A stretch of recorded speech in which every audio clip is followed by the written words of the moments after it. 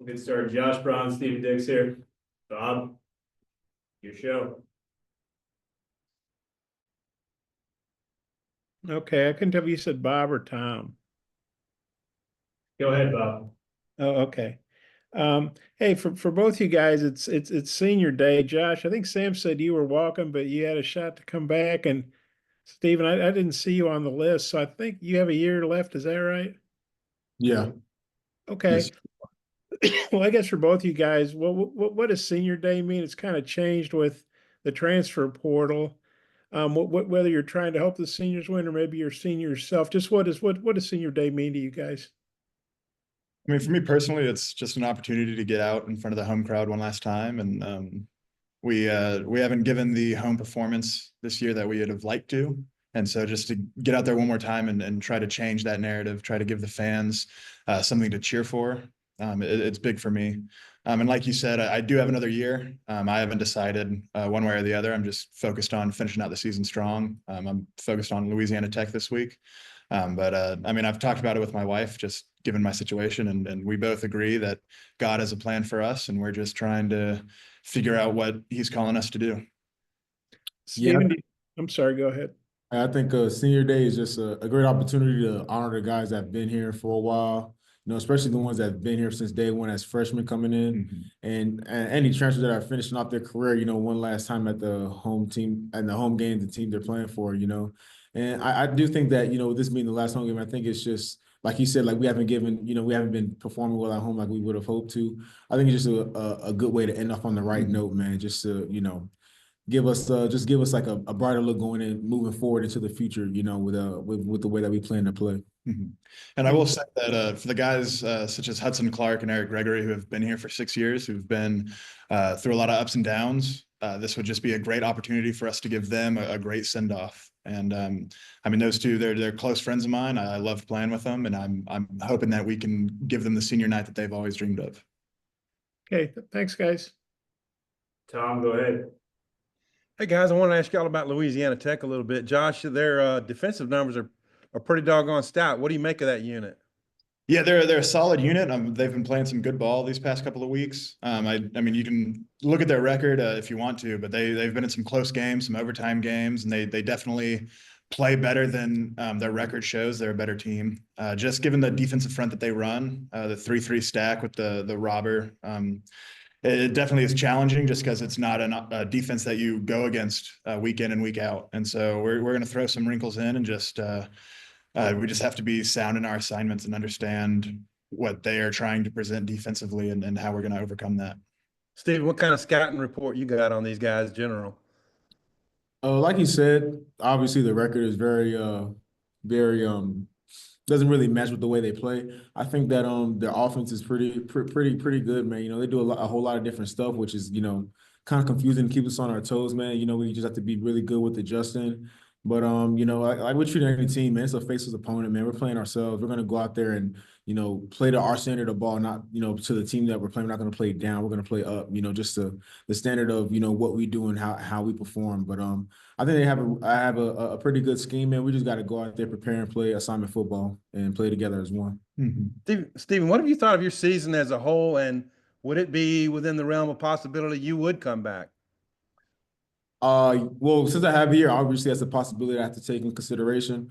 I think for my first year being here in the SEC, man, I think I've done pretty decent, obviously, but I'm hard on myself. Obviously I have high expectations, but I think definitely I'm gonna have to really sit down, talk it over with my family, and just see what's best for me, man. And like he said, like I'm a man of faith, man. See where God wants me to be, and whether that's here at Arkansas or the next level.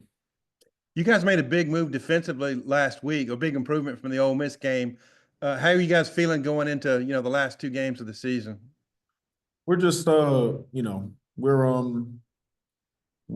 just chopping wood and carrying water, man. Just day in and day out, consistent effort, man, consistent work.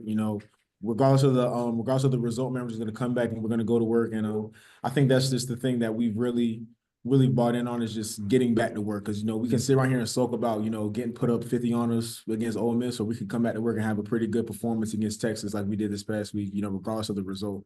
So I think it's just for us just getting back to work. Hey, Josh, y'all's offense is ranked 11th in the country in total offense, but the scoring isn't quite up there. I'm wondering what might you need to do to maximize scoring opportunities moving ahead? Yes, sir. We've been an efficient offense, but we shoot ourselves in the foot with just little things. I would say that when you look at scoring offense versus yards per game, it's easy to have a good play, which results in a big gain. It's harder to string 5, 6, 7, 10 plays together that are efficient runs, efficient passes that you march down the field and score. And to do that, you have to be tuned into the little details that you need to make a block on the edge, block inside, catch this route, plant with your right foot going in. I mean, it's a bunch of little things that stack up that result in a touchdown. And that's what we need to be more focused on going forward if we want our yards and our good plays to result in touchdowns. All right. Hey, my last question. You guys got Jaquindon Jackson back. It looked pretty good last week. I'm wondering, your running back crew taken as a whole, what do you make of those guys? They're definitely a solid group. They're hard workers day in and day out. We know that as an offensive line, no matter which running back is back there, if we block well and open up the holes, they're going to hit them hard and get as many yards as they can. So we're confident and excited to see whichever back is running the football, whichever play. We're just excited to see what they do. Yeah, we got a real versatile group, man. In my opinion, you know, obviously it's biased, but I don't care. I think we're playing against the best running backs in the country here at Arkansas. Jackson, go ahead. Hey guys, the last time you played a home game against a non-SEC team, UAB got off to kind of a fast start. You guys got off to a little bit of a slow start. Has that been brought up at all this week, just trying to avoid that maybe slow start against Louisiana Tech? Yes, sir. Like Steven said earlier, we're playing a faceless opponent. You can't look at the logo. You can't look at the record of the team you're playing. You just have to go out there and play your brand of football. We're trying to live up to the Arkansas standard, and that results in executing on the field. And if we don't live up to that, then we're going to see a similar slow start. And so that's what we're focused on this week, just starting fast and playing our brand of football. Yeah, man. Piggyback off what you said, like, you know, faceless opponent, man, we're just going to play our standard of ball, man, and our brand of ball. You know, when you go out there, you're not going to see us playing up or down. You're going to see us play University of Arkansas football. Steven, I know, Brad Spence started the season as one of the starting linebackers, and you guys have kind of, the three of you, Sorey and him have kind of split snaps, but Brad's really, getting to the quarterback in recent weeks, doing a lot of pass rushing. How has he maybe developed his game, you think, since the start of the season? And did you kind of feel like before the season he would maybe have this type of impact as a pass rusher? Yeah, man, Brad, he's a very versatile linebacker. You know, I think that's what he was playing out of high school, was a pass rusher. You know, that kind of outside linebacker, Von Miller kind of position. So I think T-Will does a great job with getting him in those positions to, use those attributes of his that he's really good at. You know what I'm saying? And pass rush, because I mean that's nothing new to us. You know, he's always been a pretty good pass rusher from what I've heard, and you've seen it. You know, with him going against Texas, getting a sack, man. You know, against Mississippi State. So he's just, I mean, the ceiling's high for him, man. Like he can, do it all from pass rushing to playing linebacker, covering. You know, he's just a versatile linebacker, man. I think that's just how our group is in general. Yeah, going against him every day in practice definitely makes us a better offensive line. He's a hard hitter. I'll just leave it at that. But he's a hard hitter. Josh, Sam kind of talked about after the game just that maybe the sacks that y'all gave up against Texas were an issue for the entire offense. It wasn't just one department. What stood out when you've watched film, maybe looking back on that game, of things you can improve right away for this week? Yeah, just being more assignment sound across the board, especially me, just we have to know our responsibilities and then execute it. I mean, that's what it comes down to in pass protection. Thanks, guys. Daniel, go ahead. Yeah, it's for both of you. 2 more chances to clinch a bowl, a bowl berth for the postseason. Just what does it mean for both of you, and especially for Josh, who, was on last year's team that was not part of postseason play? Yeah, I mean, getting back to a bowl game, that's ultimately what you play for. That's when you start your season. That's the first goal, is to get bowl eligible, because if you can't get bowl eligible, you can't progress any farther in your goals.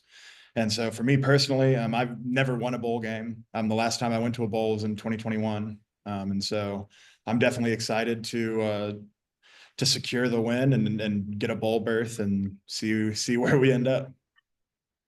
Yeah, I think a bowl game is honestly, I think again, a bowl berth here is just, another chance to make memories with your teammates, and just having another opportunity to ride. Cause this is be the last time this team will be like together as one, it's going to change next year, and I think also because of senior night, man, sending these teams out the right way. Cause I think they all deserve a bowl game, just that experience that we have as a team with, going to wherever we go and, having a good time and playing the game. And I just think it's a chance to have an experience and make memories with each other. Cause this will be the last time we ever be together as teammates. Very true. And then Josh, piggybacking off Tom's question maybe a little bit, but y'all are kind of middle of the pack in terms of red zone offense. So just maybe what are some of the challenges of specifically finishing drives in the red zone? Yeah, I would say it comes down to a mentality. You have to will yourself and your team into the end zone. And with that comes all the little details that I've been harping on.